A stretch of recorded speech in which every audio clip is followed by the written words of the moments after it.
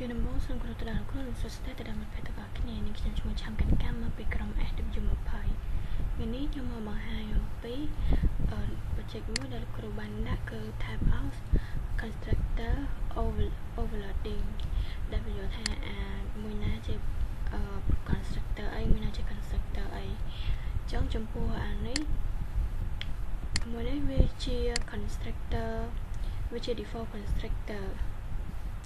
ហើយចំពោះអាមួយនេះវាជាប្រភេទ constructor parameter ហើយចំពោះអានេះវិញវាជាប្រភេទ main constructor ហើយខ្ញុំនឹងធ្វើការ run ឲ្យមើលថាបន្ទាប់ពីកែហើយ run ដើរ